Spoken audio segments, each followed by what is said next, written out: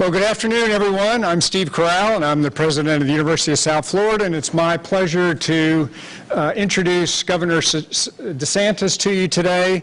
And just a special thank you to him for his support of higher education in the state of Florida. And in fact, in his first year as governor, he approved the funding for the Morsani College of Medicine, which is where we are today. So, Governor, welcome to the University of South Florida. Well, thank you. It's great to be here. I really appreciate everything that USF means to the state of Florida. We, are fortunate to be seeing numbers, key metrics decline in the state of Florida with respect to COVID-19. COVID-positive hospitalizations are down roughly 60% since the July peak. ICU COVID-positive down 52% since the July peak. The total number of people who are COVID positive in Florida hospitals represents about 6% of all our licensed beds. And the number of hospital admissions we had statewide yesterday, which is usually a weekend, usually a big day for admissions, is the lowest since we've had in the middle of June. We have lower cases today, although, how much I think there's a lot of problem with these PCR tests, as we're seeing in some of the reports lately. Our antibody testing remains strong, and the capacity here, 27% of hospital beds are empty, 24% of ICU beds are empty. That's actually not, you actually want to have more than that, just generally, when you're running these things. That is a way higher percentage than if you would have done like March 1st in the state of Florida. There would have been much less capacity even before the pandemic really hit. And I think the most important metric, our ED visits for COVID-like illnesses, are down, I think, over 70% since the July 7th peak. So those are all good indicators. Obviously, we want to continue that. We're going to continue to focus on the main kind of pillars of what we've done. One, protect the vulnerable. That involves long-term care facilities and a lot of the things we did there, but also coming from the villages. It also involves supporting those types of communities where you have active senior populations. They remained active, but they remained active in a smart and safe way, and I think the results that they've had there, given the demographics, I think are very, very pleasantly surprising. Actually not surprising if you know them, but certainly better than I think what a lot of people thought would ended up happening. So that's a real key, given how COVID-19 operates under different age groups. We also want to continue supporting hospital capacity, healthcare workers. We have done tens of millions from the state, articles of PPE, face masks, face shields, gloves, gowns, you name it. It's been one of the biggest logistics operations in the state's history. We also stood up and supported with personnel. When you had certain hot spots in the state with a lot of hospital admissions, we would send folks down there, nurses, respiratory therapists, whatever was required, and I think that worked very well. We also have our COVID-only nursing facilities. There's 23 of those across the state. That's a safe way to isolate residents of long-term care facilities who have been infected and can't appropriately be isolated at their own facility. And we also made the decision, as we were seeing the prevalence increase dramatically, not just in Florida, but across the Sun Belt at the end of June, to maintain hospitals doing elective procedures. The advice in March was to close those. So across the country, everyone closed elective procedures. Florida, we reopened at the beginning of May on that, and I think that doing it the way we did it this time was much better. So you had some hospitals had to draw back a little. Others didn't. If you look at like some of the big systems in Orlando, they didn't have to do it. Miami-Dade, some of those, they had to curtail it. But they were in the best situation to understand that. And healthcare is not limited to one respiratory virus. It includes all these other things that are very important. So that was really important. And we think we help support their operations by allowing the elective procedures to continue against the advice of people who are some of the folks who are considered experts. And finally, we wanted to keep society functioning. We've been able to do that. We've gained jobs in July. You have all kind of things from our theme parks to beaches, restaurants, all that, hotels. Those have continued operating. Obviously, we need to put way more people back to work than what we've done, and we're going to continue to work on that. But part of, I think, keeping society functioning is having K through 12 schools as an option for in person, which many parents have been really glad to have that option, but also our university systems. And USF, I don't think there was really any question you guys were going to make it work. I think you've done, you've worked really hard at it. We were just talking with the folks at UF Health with what they're doing at the University of Florida, which I think has been very thoughtful. So having our universities up and operating is very, very important. We want to continue to support those efforts going forward. And of course, that involves the instruction, which is, of course, key. Also involves things like athletics, which we're glad you guys are going to be playing football, and we're glad that our other teams are going to be playing as well. So I appreciate the White House supporting a lot of our requests, whether it's medication, whether it was early PPE or testing.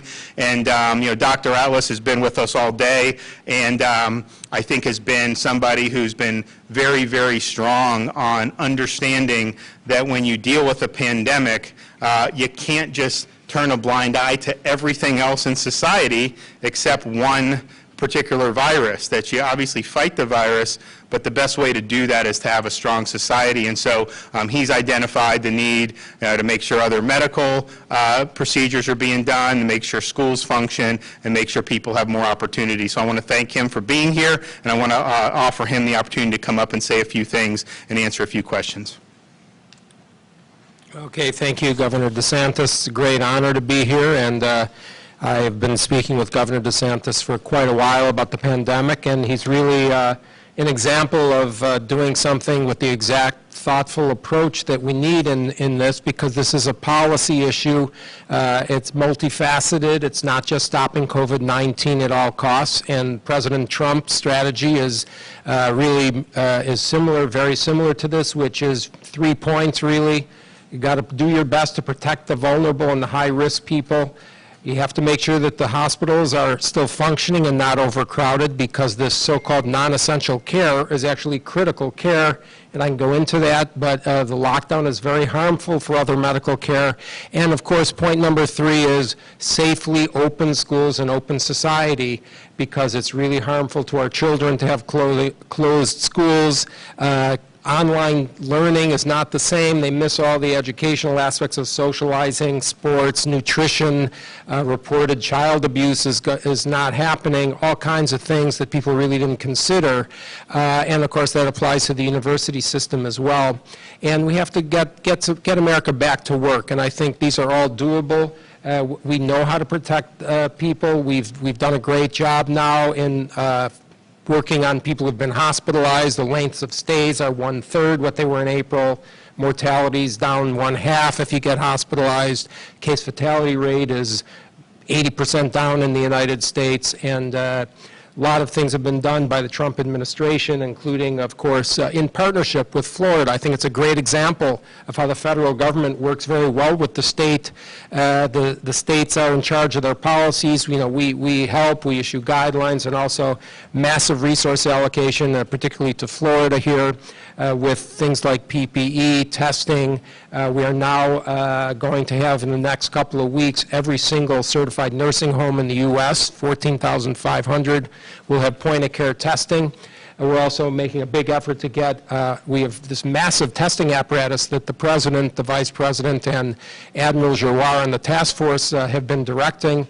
And we have this capability now of really getting point-of-care testing to people who are elderly and high risk, but not necessarily in nursing homes. So we'll have senior centers, their assisted living facilities have this sort of access. And of course, we know the cases come in from the community into the nursing home. So we really got to, we're doing much better with that. It's very challenging. The whole world has had a problem protecting the high risk. I think we're doing a great job, and Governor DeSantis has been doing a really terrific job, given particularly that Florida has second highest population in the U.S. of people over 65. So, all of this allocation of resources is now going to be used in a very smart way. And, we have a lot of reasons to be optimistic in the United States over how things are evolving. And again, like President Trump, Governor DeSantis is using the data and the science, and really fear is not part of the equation here. We actually have a good handle on what's going on. There's a lot of reasons for cautious optimism in the United States. And happy to talk or take any questions. Yes.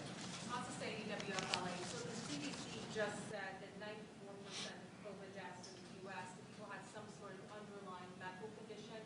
That includes very common diseases like diabetes. Are you concerned that that headline could give people a false sense of security? Well, I think this is a very important point. It's true. Almost everyone really has significant comorbidities. Certain comorbidities are more important than others. I mean, when you have to look at the data and the science in sort of a detailed way.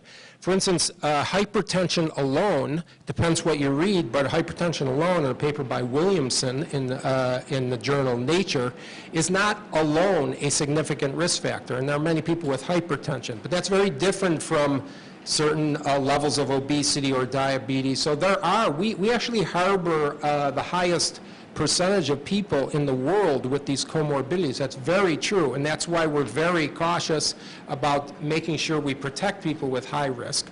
Diabetes is one of those significant risk factors. Now, having said that, given that we have all this population, I think this is something that's not really in the news, is that when you calculate how the U.S. has done versus Europe, we see that the deaths beyond baseline, meaning deaths compared to a non-pandemic year, the U.S. is 33% better than Europe in its performance. Okay, this is not in the news because we have a tendency to be very superficial about how we're thinking. So yes, I'm concerned. We're all very concerned. The president, everything that's about this strategy is directed at protecting high-risk, vulnerable people, and we have to be very cautious with that.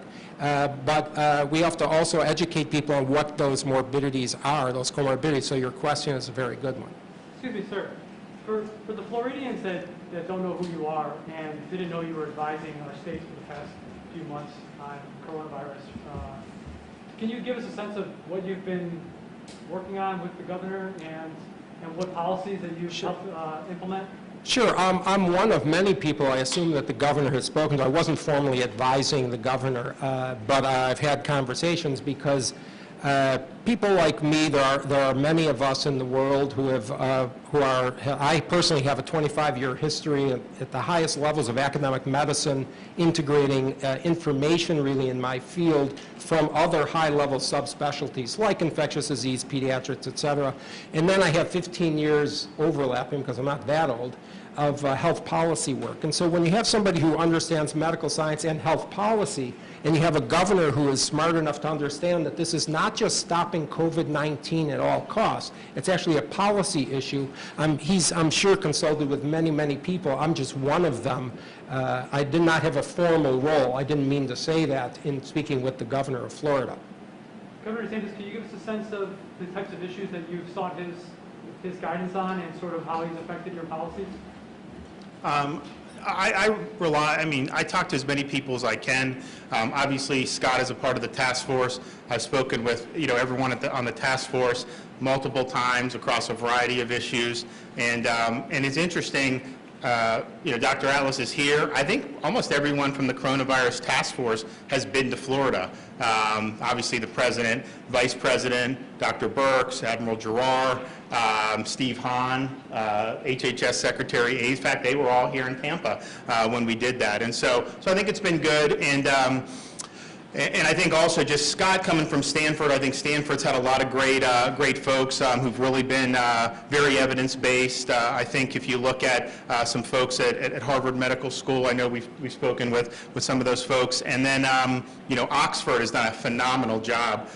If you look over in the United Kingdom, they have a Center for Evidence-Based Medicine, and I think that they've been really good on a lot of different things. And so you just have to read a lot, but I think that if you actually look and study and read stuff and are familiar with what's the latest thing coming out of Oxford or what's the latest thing coming out of some of these places, you can kind of really helps inform you. And you also see some of the stuff that's come out has been junk and has had to be retracted, or the media puts a spin on it and it turns out upon further review wasn't something that was really good. Yes, ma'am.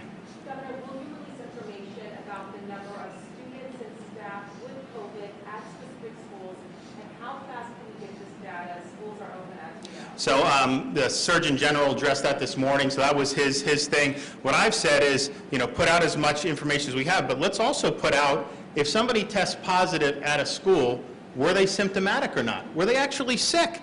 I mean, isn't that what we're really concerned about, whether people are getting sick or not? And I think what we're finding is the CDC has said that you can test positive for up to 12 weeks because this PCR test is very sensitive. It can pick up just dead virus inside you. And then there was a study that was done, I guess, Massachusetts, New York, and Nevada was in one of the papers this weekend, saying that they looked at all the positive cases over a certain time period, and they found that 90% had insufficient viral load to be contagious. Well, aren't those the things, like, if you're positive, are you sick? If you're sick, then we need to help you. If you're not sick, can you spread it to someone else? I mean, those are really the most important things. I've asked folks just, you know, because we have all these labs, how are these labs doing it? What's going on with all that? But I think it's very important to say who has tested positive and who is actually symptomatic. Because if you're not symptomatic, these PCR tests, we cannot say that you actually were infected at that time, and we cannot say that you were actually infectious at that time. And I think Dr. Atlas, I think we're in agreement on focusing strategies in school on people who are symptomatic. If you're sick, stay home. If you come and you're sick, obviously get sent home. But that goes for faculty too. The cases we've seen, well, first of all, it's also important whether someone's infected in school or not. Because you have people that are coming to school, they didn't get infected in school in a lot of these cases. How many in-school transmissions can you document? And then how much of it is a teacher coming in who are symptomatic? And I think our guidance is, you know, if you're symptomatic, then obviously stay home. But really focusing on that, I think, is really important. I am not a fan, and I'll let Dr. Atlas weigh in, of doing like what they did at that school in Georgia where, okay, someone was sick, so anyone who was in the hallway with them has to isolate for 2 weeks. Well, you're isolating healthy people, and the school children are typically not the index cases with respect to transmission. So it's got to be done, I think, surgically, but broad-based quarantines of healthy people who we have no basis to think are contagious, I think is not the way to go. You have to ask him. He addressed it today. Whatever he did that people have made a big deal was not something that I was involved with.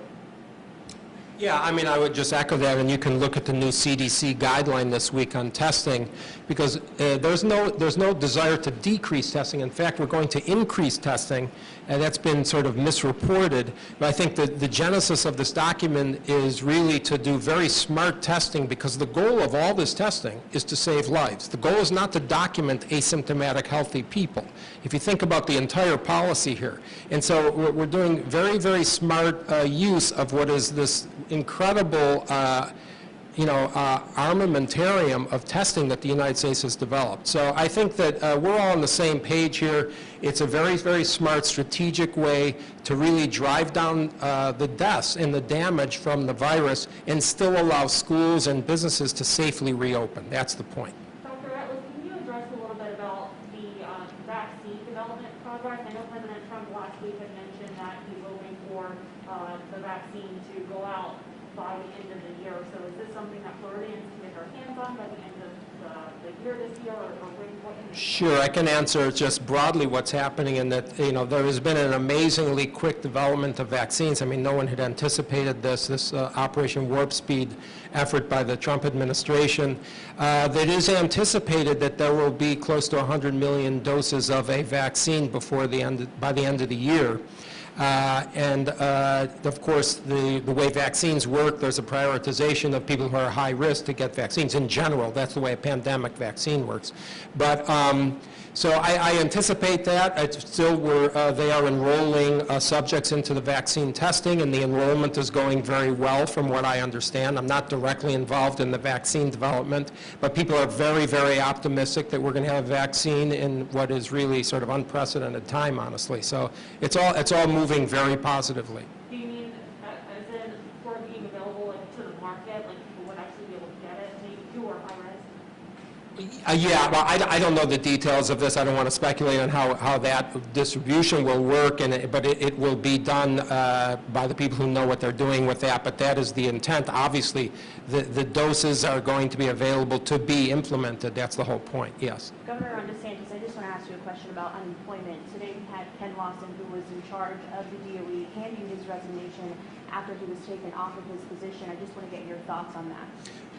We have a replacement, and we'll give you that name very soon. So I think we've got, John Satter came in to look over just the unemployment because we obviously were having major issues. It wasn't being moved along the way we wanted it. John came in and really, I think, helped get it up and running. But John also has an agency that he's got to look over, and so we'll be hopefully having the announcement, I think, probably tomorrow, and we'll have a new secretary there, and I think it'll be good. And I think that there's some things that need to change in that agency, and we want to make sure that we can. Would you say that Chief Lawson was at fault for all of the delays that we have been seeing throughout the past 6 months?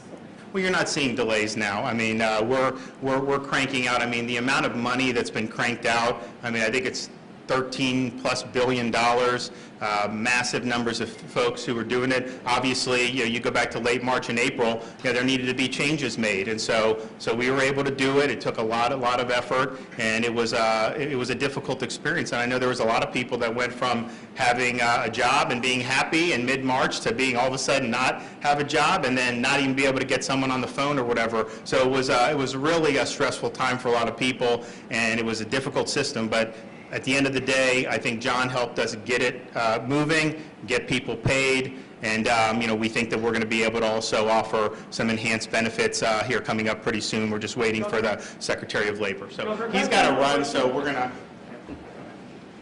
Thank you. Sorry. No, Cody specifically said he won't get an answer on my question today, so.